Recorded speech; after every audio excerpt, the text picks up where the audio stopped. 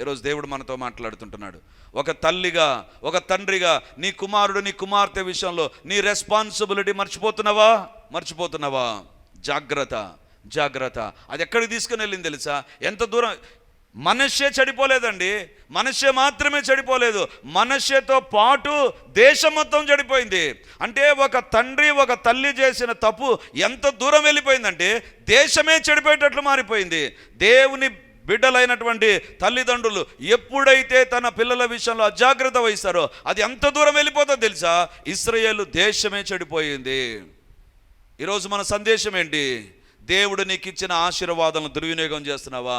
తల్లి కానటువంటి వాళ్ళు ఎంతోమంది ఉన్నారు. హెప్సిబాకు తల్లి అయ్యే కృపనిచ్చాడు. మనష్షేకు ఆ వ్యాధి తర్వాత తండ్రి అయ్యే కృపను దేవుడిచ్చాడు. కానీ దాన్ని వాళ్ళు సద్వినియోగం చేయలేదు, దుర్వినియోగం చేశారు. ఈరోజు దేవుడు మనతో మాట్లాడుతుంటున్నాడు. నీ జీవితంలో నీకు దేవుడిచ్చిన ఆశీర్వాదాలను దుర్వినియోగం చేస్తున్నావా, సద్వినియోగం చేస్తున్నావా? నీ పిల్లలను వెనకేసుకొస్తున్నావా తప్పుల విషయంలో? లేకపోతే ఖచ్చితంగా ఖండించి సరిచేయగలిగినటువంటి క్రమశిక్షణలో పెట్టగలిగిన తండ్రిగా, తల్లిగా నువ్వు ఉండి తీరాలి. అది లేకపోతే చెడిపోవడం అత్యధికమవుతుంది, చెడిపోవడం విస్తారమైపోతుంది. దేవుని బిడ్డలారా, రెండవదిగా ఎలా దుర్వినియోగం చేశాడు చూడండి. 21వ అధ్యాయం, రాజులు 2వ గ్రంథం 21వ అధ్యాయం 1వ వచనం. మనష్షే ఏలన ఆరంభించినప్పుడు 12 ఏళ్ల వాడై యెరూషలేములో 75 సంవత్సరములు ఏలెను. అతని తల్లి పేరు హెప్సిబా. అతడు యెహోవా దృష్టికి చెడుతనము జరిగించుచు ఇశ్రాయేలీయుల ఎదుట నిలవకుండా యెహోవా వెళ్ళగొట్టిన జనములు చేసినట్లు హేయక్రియలు చేయుచూ వచ్చెను. ఇప్పుడు ఇందాక తల్లిదండ్రుల గురించి చెప్పాను, ఇప్పుడు మనష్షే దగ్గరికి వస్తాను. మనష్షే 12 ఏళ్ల వాడై యెరూషలేములో అతడు పరిపాలించాడు. అంటే ఇప్పుడు అడుగుదాం, అందరు పిల్లలు బయట ఆడుకుంటున్నారు, అందరు పిల్లలు స్కూల్కి వెళ్తున్నారు, అందరు పిల్లలు మామూలుగా ఉన్నారు వాళ్ళ తల్లిదండ్రుల దగ్గర. మనష్షే సింహాసనం పైన కూర్చోన్నాడు. మనష్షే ఎదుట రాజ ప్రసాదంలో ప్రజలు వచ్చి నిలబడుతున్నారు. మనష్షే ఏమనుకున్నాడు తెలుసా? నేను రాజును అనుకున్నాడు. అంతే తప్ప దేవుడు తనకిచ్చిన ఆశీర్వాదాలను గుర్తించలేకపోయాడు. తాను ఆ యొక్క ఆశీర్వాదాలను అనుభవిస్తున్నాడే కానీ ఆ ఆశీర్వాదాలు ఇచ్చిన దేవుని గుర్తించలేకపోయాడు. జాగ్రత్త. నీ జీవితంలో ఆశీర్వాదాలు పొందడం ఎంత ప్రాముఖ్యమో ఆశీర్వాదాల విషయంలో నీవు దేవుని నుంచి పొందుకున్నావనే గుర్తింపు కలిగి ఆ యొక్క తలంపు కలిగి ఆ యొక్క భయం కలిగి నువ్వు జీవించాలి. Recognise the blessings that God has bestowed upon you. నీ పైన, నీ కుటుంబం పైన దేవుడు ఉంచిన ఆశీర్వాదాలను గుర్తించాలి నువ్వు. మనష్షే ఏమనుకున్నాడు తెలుసా? మా తండ్రి తర్వాత నాకు వంశపారంపర్యంగా వచ్చింది కాబట్టి నాకు ఊరికి వచ్చేసింది, అంతేలే, ఇప్పుడు రాజప్రసాదంలో ఉన్నారు, ఇప్పుడు పరిపాలన చేస్తాను, ఐ కెన్ డూ రూలింగ్, నేను పరిపాలిస్తాను అని అనుకున్నాడు. దేవుని బిడ్డలారా, నీ జీవితంలో ఏమి గుర్తించాలి తెలుసా? ఆశీర్వాదాలు నీకు దేవుడు ఒక ఉద్దేశంతో ఇచ్చాడని గుర్తించు. ఆశీర్వాదాలు ఊరికివ్వడు దేవుడు. అందుకే బైబిల్లో వ్రాయబడింది, తూర్పు నుండైనా పడమటి నుండైనా హెచ్చు కలగదు. యెహోవా వలనే మనష్షే రాజు అయ్యాడంటే దేవుని కృప ఉంది. లేకపోతే ఒక దేశాన్ని పరిపాలించే వ్యక్తి ఎన్నుకొనబడ్డాడు అంటే దాని వెనక దేవుడు ఉంటాడండి. బట్ మనష్షే దేవుని గుర్తించడంలా. He is not recognizing the blessings that God has bestowed upon him. ఏమనుకుంటాడు తెలుసా? ఆ ఊర్లో రాజున్నాడు, ఆయన కుమారుడు రాజు అయ్యాడు. ఈ దేశంలో రాజున్నాడు, ఆయన కుమారుడు కూడా రాజు అయిపోయాడు. ఇప్పుడు మా దేశంలో నేను ఉన్నాను. ఎందుకు రాజు అయింది తెలుసా? మా నాన్నను బట్టి. వాళ్ళ నాన్నను బట్టి అతడు రాజు అయ్యాడు, వాళ్ళ నాన్నను బట్టి ఇంకొక వ్యక్తి రాజు అయ్యాడు, మా నాన్నను బట్టి నేను రాజు అయ్యాను. Where is God? దేవుడు ఎక్కడున్నాడు? ఇది నన్ను చాలామంది అనుకుంటాం, నేను కష్టపడి పరీక్ష రాసి ఉద్యోగం తెచ్చుకున్నా, నేను కష్టపడి పని చేస్తుంటున్నా. Recognize the blessings of the almighty God. Manasseh అనుకున్నాడు ఇది వంశపారంపర్యంగా వచ్చింది. దేవుడు ఎక్కడున్నాడు అనుకున్నాడేమో, అందుకే చెడు నడచడం ప్రారంభించాడు. He is unable to recognise the blessings of the Lord. దేవుని యొక్క ఆశీర్వాదాలను గుర్తించలేకపోయాడు. నీ జీవితంలో ఆరోగ్యం ఉందా? అది దేవుని యొక్క కృపాదానమే. కృపతో దేవుడు బ్రతికేటువంటి అవకాశం నీకు ఇచ్చాడు. నీకు ఒక భర్త ఉన్నాడా? భార్య ఉందా? పిల్లలు ఉన్నారా? దేవుడిచ్చాడు. మర్చిపోవద్దు. దేవుడిచ్చిన ఆశీర్వాదాలను మర్చిపోయి ఇది మామూలుగా వచ్చింది, మా అమ్మ పెళ్లి చేసింది, మా నాన్న పెళ్లి చేశాడు, నాకు పిల్లలు కలిగారు, this is a normal process అని అనుకోవద్దు. మనష్షే అదే తప్పు చేశాడు. మా నాన్నను బట్టి నేను రాజు అయ్యాను. Remove your worldly opinion. లోకంలో ఉండేటువంటి ఆ యొక్క తలంపులను ప్రక్కన పెట్టు. చదివినందుకు ఉద్యోగం వచ్చిందా? కష్టపడినందుకు ఉద్యోగం వచ్చిందా?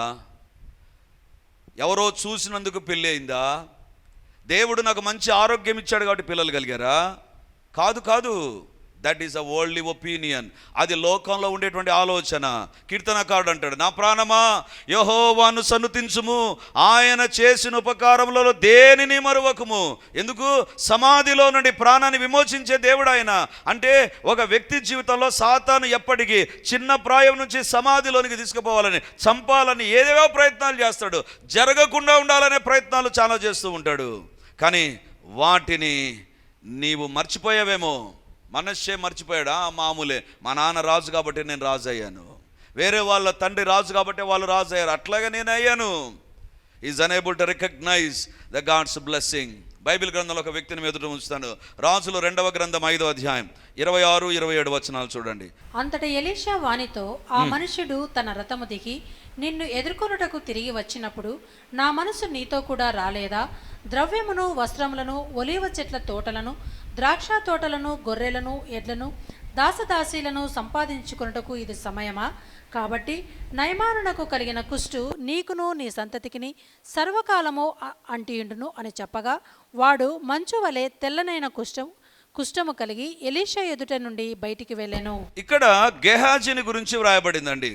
గెహాజీ ఎలీషా యొక్క శిష్యుడు అండి. అంటే ఆ దినాల్లో శిష్యులు అంటే ఎవరు తెలుసా? మనకు అర్థం కావడం చెప్తారు. యేసు ప్రభు శిష్యులు యేసు ప్రభు తర్వాత పరిచర్య జరిగించారు. శిష్యులు అంటే తమ యొక్క గురువు తర్వాత వాళ్ళే దాన్ని కంటిన్యూ చేయడం ప్రారంభిస్తారు. ఎలీషా తర్వాత పరిచర్య జరిగించాల్సింది ఎవరు తెలుసా? ఎలీషాకు పెళ్లి కాలేదు. కాబట్టి ఎలీషా ఒకవేళ పెళ్ళి అయినా సంతానం ఉన్నా శిష్యుడు కాబట్టి శిష్యుడు దాన్ని కొనసాగించాలి. ఎలీషా గెహాజీని ఎట్లా చూశాడంటే, ఎలా ట్రైనింగ్ ఇచ్చాడంటే, తన దగ్గర ఉంచుకొని తనకు అన్ని రకాలుగా ట్రైనింగ్ ఇవ్వడం ప్రారంభించాడు. కానీ ఒకరోజు నయమాను వచ్చాడు. మనకందరికీ తెలుసు ఆ స్టోరీ. నయమాను డబ్బు, వస్త్రాలు అన్నీ తీసుకొని వస్తే ఎలీషా ఏం తీసుకోలేదండి, నాకొద్దు అని చెప్పి పంపించాడు. బైబిల్లో వ్రాయబడింది. ఇది చూచాడు గెహాజీ, అరే వస్త్రాలు, డబ్బు ఇవి అవసరం కదా, ఇది లేకపోతే ఎట్లా బ్రతుకుతాము? సొసైటీలో గుర్తింపు డబ్బు ఉంటేనే కదా, సొసైటీలో గుర్తింపు వస్త్రాలు ఉంటేనే కదా. మంచి వస్త్రాలు తెచ్చాడు. వాళ్ళ దేశంలో ఉండేటువంటి శ్రేష్టమైన వస్త్రాలు తెచ్చాడు. లెట్ మీ హ్యావ్ ఇట్ అని ఏం చేశాడంటే, ఏం చెప్పాడో ఎలీషాకు మనకు తెలియదు. ఆ ఎలీషా దగ్గర ఉండకుండా పరిగెత్తుకొని రథం దగ్గర వెళ్ళిపోయాడు. దేవుని బిడ్డలారా, రథము మామూలుగా పోతుందా? స్పీడ్గా పోతుంది. అది కూడా ఎవరి రథము? నయమాన రథం, సైన్యాధిపతి రథము. శ్రేష్టమైన రథాలతో వచ్చింటాడు. వేగంగా ప్రయాణం జరిగిపోయి ఉంటుంది. సంతోషంగా వెళ్ళిపోతూ ఉంటాడు. ఇక నా శరీరం బాగా అయిపోయింది, మా ఇంట్లో చూపించాలి, మా రాజుకు చూపించాలి, సంతోషంతో త్వరగా పోని అని చెప్పింటాడేమో. కానీ నయమాను పరిగెత్తున్నాడు. కలుసుకొని వచ్చారు, వేరే వాళ్ళు వచ్చారు, వస్త్రాలు కావాలి. నయమాను రథము దిగి అన్నీ ఇచ్చేశాడు. దేవుని బిడ్డలారా, గెహాజీ అనుకున్నాడు, నాకు వస్త్రాలు వచ్చేసాయి. నా యొక్క యజమానుడు ఈ ఎలీషా భక్తి జీవితాన్ని నేర్పుతాడు, కానీ వస్త్రాలు ఎట్లా సంపాదించాలో చెప్పడు, డబ్బు ఎట్లా సంపాదించాలనో చెప్పడు. కాబట్టి లెట్ మీ హ్యావ్ ఇట్ అనుకున్నాడు. నేరుగా తీసుకొని వెళ్ళి ఎక్కడ పెట్టాడో మనకు తెలియదు. మళ్ళీ ఏమి ఎరగనట్టుగా ప్రవక్త దగ్గరకు వచ్చి నిలబడితే అప్పుడు ఎలీషా అంటున్నాడు, ఆ మనుష్యుడు రథము దిగి నిన్ను ఎదుర్కొనుటకు తిరిగి వచ్చినప్పుడు నా మనస్సు నీతో కూడా రాలేదా? ఇందాక నిన్ను శిష్యునిగా తయారు చేసి సేవకునిగా తయారు చేయాలనే మనస్సు నాకునింది, కానీ ఇప్పుడు అదే మనసు వచ్చింది. ఎక్కడికి వచ్చింది? నువ్వు వస్త్రాలు తీసుకుంటుంటే వచ్చింది. నీ యొక్క ఆశ దగ్గరికి నా మనసు వచ్చింది. నువ్వు పరిగెత్తే దగ్గరికి నా మనసు వచ్చింది. నీ రథము దగ్గరికి నా మనసు వచ్చింది. ట్రైనింగ్ ఇచ్చేటువంటి మనసు ఇప్పుడు అక్కడ కూడా వచ్చింది. అంటే ఒక మాట చెప్తుంటున్నాడు, నీ యొక్క పిలుపును మర్చిపోయావు. నీకు దేవుడిచ్చిన పిలుపును మర్చిపోయి, దేవుడు నీకు ఇచ్చిన విశేషమైన ఆశీర్వాదాలను మర్చిపోయి డబ్బు వైపు, వస్త్రాల వైపు పరిగెత్తావా? అతడు అనుకున్నాడు, let me recognise myself with the worldly things. లోక సంబంధమైన వాటితో నాకు గుర్తింపు తెచ్చుకుంటాను. మనష్షే కూడా అనుకున్నాడు, నాకు గుర్తింపు ఎప్పుడు వస్తుంది తెలుసా, మా నాన్నలాగా ఉంటే కాదు, వేరే దేశాల్లో ఉండే వాళ్ళలాగా ఉంటే గుర్తింపు వస్తుంది అని ఏం చేశాడు, తండ్రి పడగొట్టినటువంటి ఆ బయలు విగ్రహాలన్నింటినీ తిరిగి ఎస్టాబ్లిష్ చేశాడు. మొత్తం అంతా పాత పద్ధతుల్లోనికి వచ్చేశారు ఇశ్రాయేలు ప్రజలు. దేవుని బిడ్డలారా, మనష్షే అనుకున్నాడు, నాకు రాజ్యాధికారం ఉంది, నేను రాజును, నేను ఏమైనా చేయగలను అని విర్రవీగి తను ఏదో చేయబోయాడండి. ఇది నాన్న దేవుడు మనతో మాట్లాడుతుంటున్నాడు. మనష్షే తన మీద ఉన్నటువంటి ఆశీర్వాదాలు ఇచ్చిన దేవుని కృపను మర్చిపోయాడు. గేహజీ దేవుడు అతనికి ఇచ్చిన ఉన్నతమైన పిలుపును విడిచిపెట్టాడు.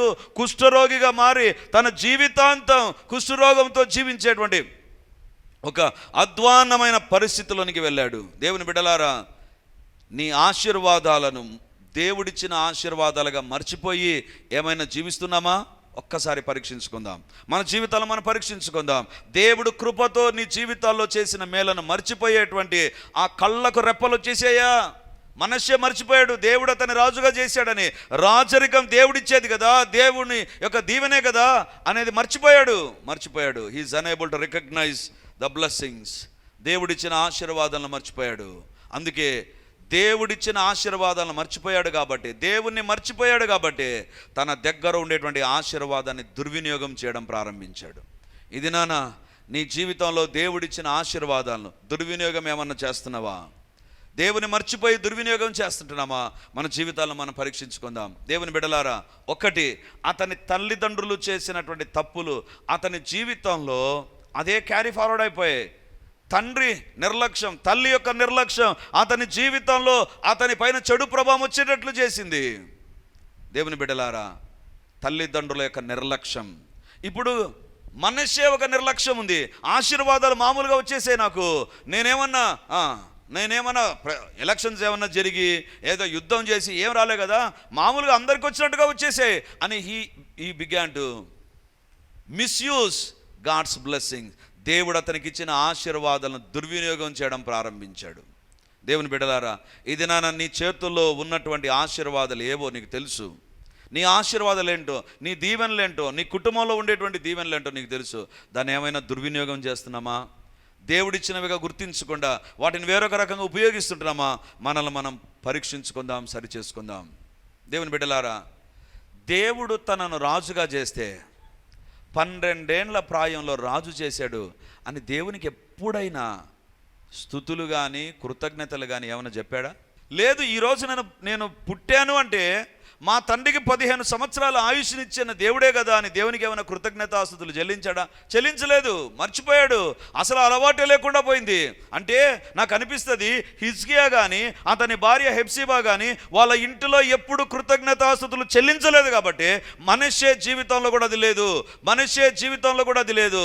చాలా సందర్భాల్లో నేను అడుగుతూ ఉంటాను, సండే స్కూల్ ఏ రకంగా జరుగుతూ ఉంటుంది? సండే స్కూల్లో ఏ పిల్లలు బయట ఎక్కువ తిరుగుతూ ఉంటారు? ఏ పిల్లలు ఎక్కువగా సండే స్కూల్లో కూర్చోరు? ఏ పిల్లలు సండే స్కూల్లో ఎక్కువగా డిస్టర్బెన్స్ చేస్తారు? ఎవరు చేస్తారు తెలుసా? ఎవరి దగ్గర అది ఉంటుంది తెలుసా? ఇంటిలో లేకపోతే సండే స్కూల్లో ఉండదు. సండే స్కూల్లో టీచర్లు కష్టపడాలి. సండే స్కూల్లో టీచర్లు వాళ్ళ పైన ఇక కొంచెం కఠినంగా ప్రవర్తించాల్సి వస్తుంది. ఎందుకు తెలుసా? ఇంటిలో ఉండదు అది. మనష్షే ఇంటిలో లేదు కాబట్టి మనష్షే పరిపాలనలో కూడా లేదు. దేవుడిచ్చిన ఆశీర్వాదాలకు ఎప్పుడు కూడా కృతజ్ఞతాస్తుతులు చెల్లించలా. తాను పుట్టాడు అంటే ఆయుష్నిచ్చిన తన తండ్రికి 15 సంవత్సరాల ఆయుష్నిచ్చిన దేవునికి కృతజ్ఞతాస్తుతులు చెల్లించాల. 12 సంవత్సరాల ప్రాయంలో రాజును చేశాడు, దానికి కృతజ్ఞతాస్తుతులు చెల్లించాల. ఈరోజు దేవుడు మనతో మాట్లాడుతుంటున్నాడు. మన కుటుంబంలో ఉండేటువంటి ఆశీర్వాదం అనుభవిస్తున్నాం కానీ we are unable to open our mouths and say thank you Lord for these blessings. దేవా, ఈ ఆశీర్వాదాలను బట్టి నీకు స్తోత్రం, నాకు ఇచ్చిన ఉద్యోగాన్ని బట్టి నీకు స్తోత్రం, నాకు ఇచ్చిన ఆయుష్ను బట్టి నీకు స్తోత్రం. దేవుని బిడ్డలారా, ఆ మధ్యకాలంలో ఒక సహోదరి ప్రార్థనకని వచ్చింది. ఆమె వయసు 30 సంవత్సరాలు. అన్న ప్రార్థన చేయండి. దేని విషయం ప్రార్థన చేయలేమా? ఆమె నింది, నాకు మోకాళ్ళ సర్జరీ. మోకాళ్ళకి ఏమైందమ్మా? యాక్సిడెంట్ అయిందా? లేదన్నా, మోకాళ్ళు అరిగిపోయాయి. 30 సంవత్సరాల వయసులో మోకాళ్ళు అరిగిపోయాయా? 30 సంవత్సరాల వయసులో. ఎప్పుడో వృద్ధాప్యంలో వచ్చేటువంటిది నాకు ఇప్పుడే వచ్చేసిందంటన్నా. మా ఇంట్లో ఎవరికి లేదు. ఎందుకు వచ్చిందని నాకు తెలియదు. డాక్టర్లు కూడా దే కుడ్ నాట్ ఐడెంటిఫై. ఒకటి నీ రీప్లేస్మెంట్ చేయాలి. నాకు ఆ రోజు అనిపించింది, ఆమె నాకంటే చిన్నది. ప్రభా, నాకు ఆ వయసులో రాకుండా కాపాడావు ప్రభా, నీకు స్తోత్రం. దేవుని బిడ్డలారా, నీ ఎదుట మనుషులు వ్యాధులతో కనపడుతున్నప్పుడు, నీకు ఆరోగ్యం ఉన్నప్పుడు దేవుని స్తుతించు. ఎవరికైనా ఉద్యోగం లేదన్నప్పుడు నీకు ఉద్యోగం ఇచ్చిన దేవుని స్తుతించు. ఎవరి పిల్లలైనా బాగులేరు, నా పిల్లలు బాగున్నారు అనుకున్నప్పుడు దేవుని స్తుతించు. మనశ్శే అది చేయలేదు, మనశ్శే చేత కాలేదు. ఎందుకు తెలుసా? తన తండ్రి తన తల్లి కూడా చేయలేదు అది. ఈరోజు మనం ఎట్లా ఉంటామో మన పిల్లలు కూడా అదే రకంగా ఉంటారు. మనం మోకాళ్ళ నుంచి ప్రార్థన చేస్తే మన పిల్లలు చేస్తారు, మనం దేవుని స్తుతిస్తే వాళ్ళు దేవుని స్తుతిస్తారు. మనం ఏమి చేయకుండా నా పిల్లలు బాగుపడలేదు అంటే దాని వెనక నువ్వు ఒక మనశ్శేగానైనా ఉండాలి, ఒక హెప్సిబాగానైనా ఉండాలి. దేవుని బిడ్డలారా, నీ జీవితంలో దేవుడు నీకు ఇచ్చిన వాటిని బట్టి దేవుని నువ్వు స్తుతించు. బైబిల్లో ఒక వ్యక్తిని మీ ఎదుట ఉంచుతాను. సమూయేలు మొదటి గ్రంథం 9వ అధ్యాయం 17వ వచనాన్ని చదువుకుందాం. సమూయేలు మొదటి గ్రంథం 9వ అధ్యాయం 17వ వచనం. సౌలు సమూయేలునకు కనబడగానే, యెహోవా, ఇతడే నేను నీతో చెప్పిన మనిషి, ఇదిగో ఇతడే నా జనులను ఏలునని అతనితో సెలవిచ్చెను. సౌలు సమూయేలుకు కనపడ్డాడంటండి. ఎక్కడ కనపడ్డాడో మనకు తెలియదు. సౌలు సమూయేలుకు కనపడితే దేవుడు అంటున్నాడు, సమూయేలు, ఇశ్రాయేలు ప్రజలు రాజు కావాలని కోరుతున్నారు కదా, ఇదిగో ఇశ్రాయేలు జనాంగంలో లక్షల మంది ఉన్నారు కదా, ఈ సౌలు నేను ఎన్నుకున్నాను అని చెప్పాడండి. ఎన్నుకున్నానని చెప్తే సౌలు ఏం చేశాడు తెలుసా? ఇప్పుడు 9వ అధ్యాయం 21వ వచనం చూడండి. అందుకు సౌలు, నేను బెన్యామీనుడను కానా? నా గోత్రము ఇశ్రాయేలీయుల గోత్రములలో స్వల్పమైనది కాదా? నా ఇంటి వారు బెన్యామీను గోత్రపు ఇంటి వారందరిలో అల్పులు కారా?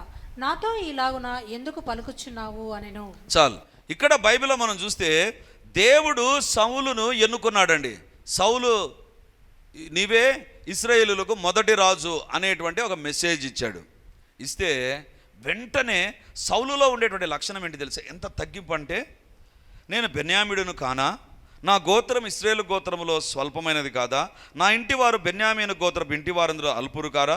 నాతో ఇలాగున ఎందుకు పలుకుచున్నావు? ఒకవేళ రాజు కావాలంటే పెద్ద గోత్రాల వాళ్ళు రాజు అవుతారు, వాళ్ళు రాజు కాకుండా నన్ను రాజు చేస్తున్నావేంటి?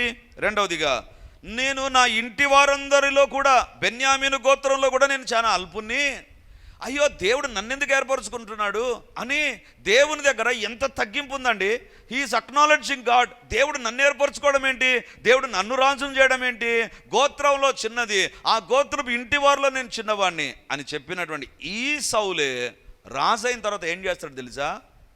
అక్కడ మంచి మంచి పశువులు కనపడితే తీసుకొని వచ్చి పెట్టుకొని ప్రవక్త అయిన సమయంలో వచ్చి అడుగుతాడు, దేవుడు చెప్పిన మాటకు విధేయత చూపించంటే దేవుడు చెప్పినట్లే నేను చేశాను. అప్పుడు సమూయేలు అంటాడు, నాకు వినపడుచున్న రంకెలేంటివి అంటే రాజు కాకముందు అబ్బో ఎంత విధేయతనో, ఎంత వినయమో, ఎంతగా దేవునికి స్థానమో, ఎంతగా తగ్గింపో. కానీ రాజు అయిన తర్వాత అబద్ధాలు చెప్పి ఆశీర్వాదాలు పొందుకోవాలని చూసినటువంటి వ్యక్తి అండి. అంటే దేవుడు తన జీవితంలో ఇచ్చిన ఆశీర్వాదాలకు కృతజ్ఞతగా లేడు, దేవునికి వాక్యానికి వ్యతిరేకంగా జీవించడం ప్రారంభించాడు. దేవుని బిడ్డలారా, ఆశీర్వాదం పొందకముందు ఒక రకంగా సౌలు, ఆశీర్వాదం పొందిన తర్వాత ఒక రకమైనటువంటి సౌలు. ఈ దినాన దేవుని దగ్గరకు వచ్చి దీవెనలు పొందిన తర్వాత, పొందకముందు సూపర్గా ఉంటాం మనం, దేవుని దగ్గరికే వస్తాం, దేవుని పాటలే వింటాం, దేవుని వాక్యం ఇంకా దేవుడు ఇచ్చేంత వరకు ఒక్కసారి దేవుడు ఇచ్చాడా, గుడ్ బాయ్, ఐఎమ్ బిజీ, చాలా కష్టం, నాకు టైం లేదు, ఏవేవో చెబుతాం. దేవుని బిడ్డలారా, అదే నువ్వు ఆశీర్వాదాలను దుర్వినియోగం చేయడం.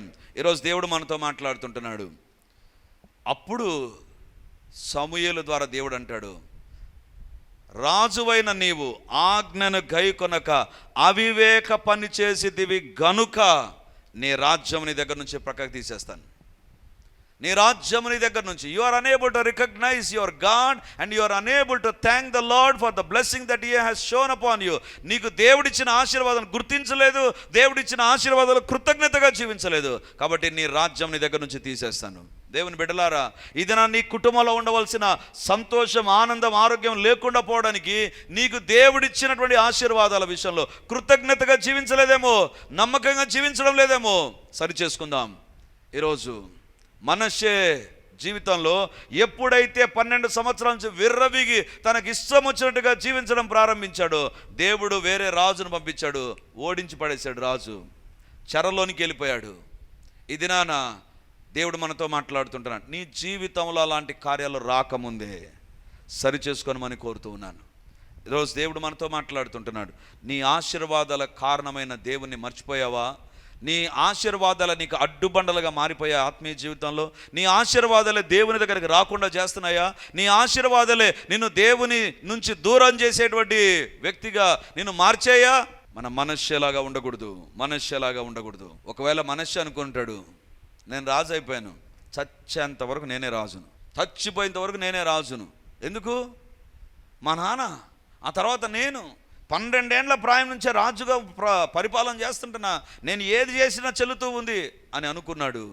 దేవుని బిడ్డలారా, ఎప్పుడైతే దేవుని ఆశీర్వాదాలను దుర్వినియోగం చేయడం ప్రారంభించాడో దేవుడు తన యొక్క నిర్ణయాలను మార్చుకున్నాడండి. ఏం చేశాడు?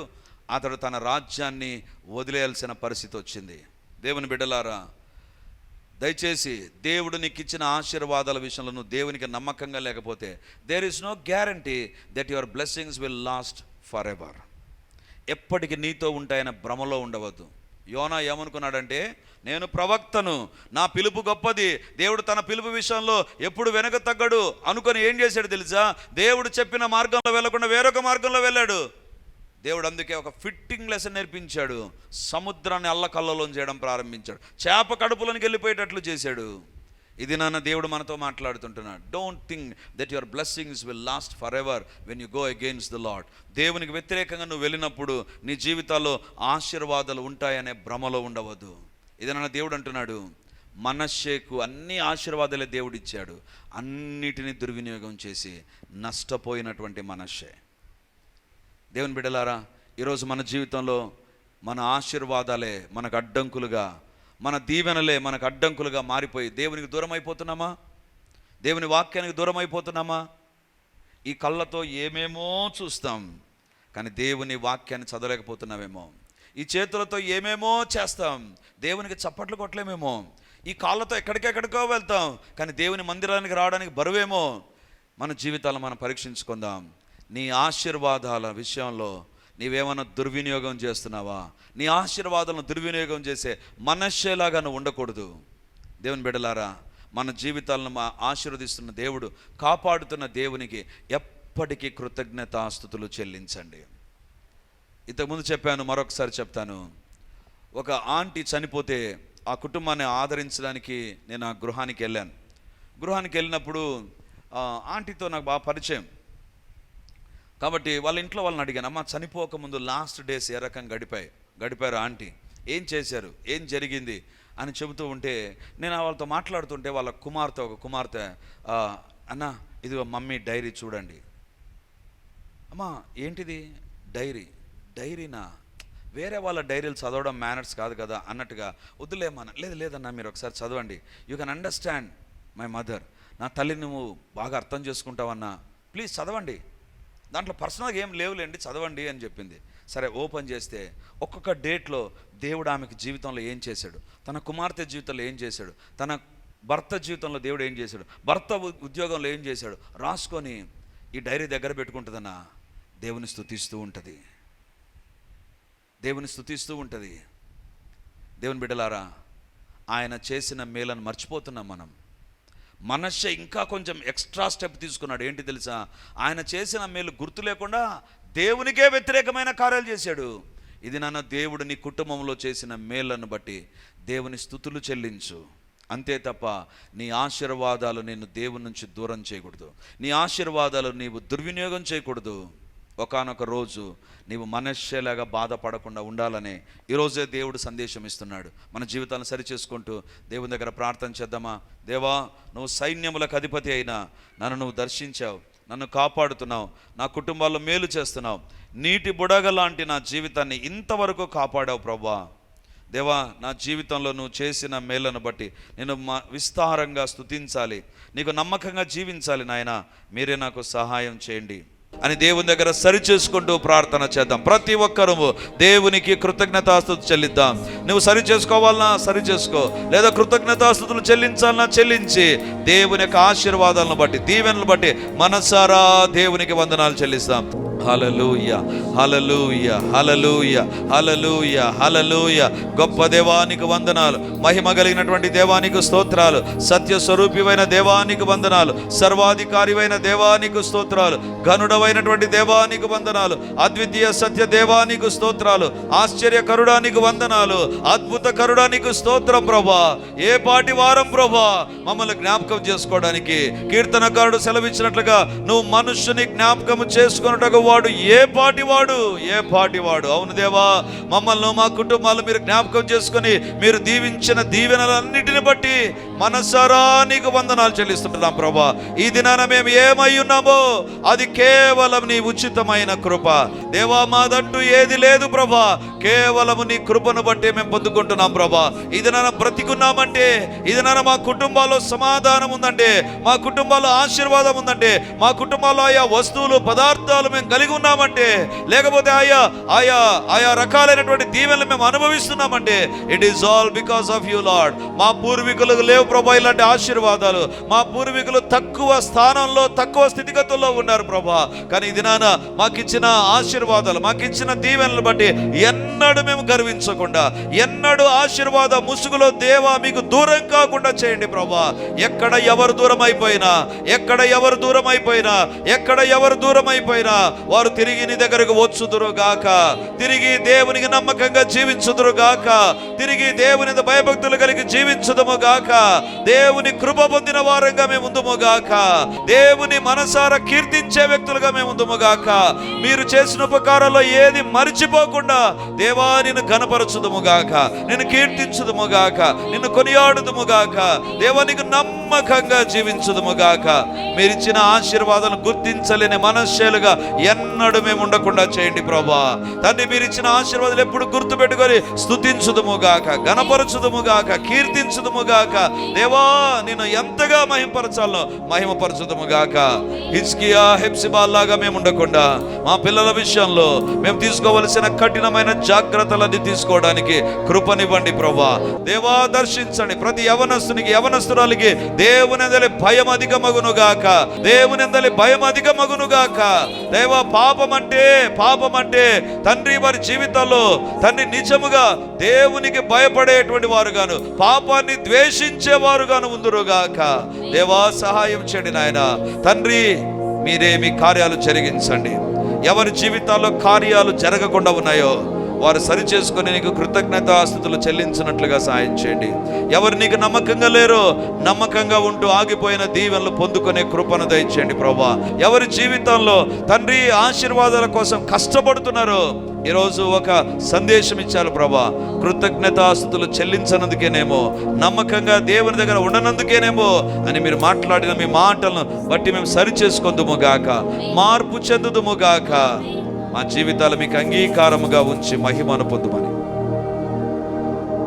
మమ్మల్ని మేము తగ్గించుకుంటూ ఎల్లప్పుడూ నువ్వు చేసిన మేలను తలపోస్తూ నీ దగ్గర భయభక్తులతోనూ యథార్థముగాను నిన్ను సేవించే కృపను, నిన్ను ఆరాధించే భాగ్యాన్ని మాకు మా కుటుంబాలకు ఎల్లప్పుడూ దయచేయమని తండ్రి, నిన్ను సంతోషపెట్టే వ్యక్తులుగా, మనుషులను సంతోషపెట్టడం తగ్గించి దేవుని సంతోషపెట్టే వ్యక్తులుగా మేము మార్చబడ్డానికి సహాయం చేయమని యేసయ్య నామమున అడుగుచున్నాను తండ్రి.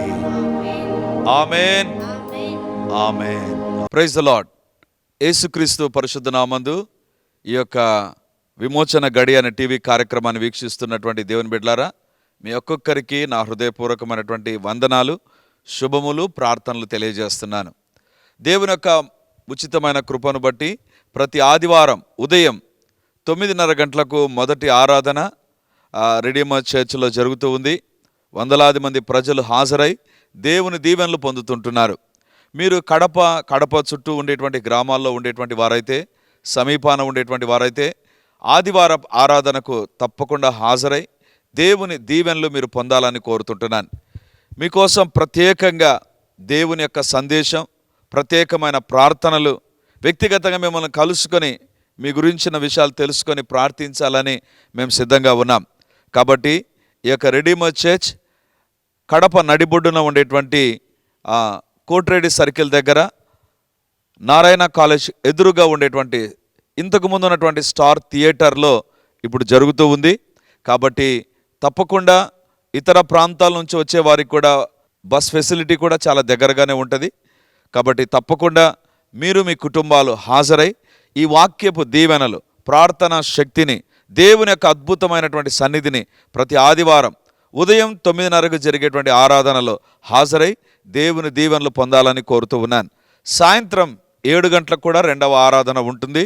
తప్పకుండా ఈ 2 ఆరాధనలకు మీరు హాజరై దేవుని దీవెనలు పొందాలని కోరుతూ ఉంటున్నాను. మరిన్ని వివరాలకు ఈ కింద కనబడుతున్నటువంటి నంబర్ 9845669572 లేదా 9440407722కు మీరు కాల్ చేసి వివరాలు తెలుసుకోవాల్సిందిగా కోరుతున్నాను. God bless you.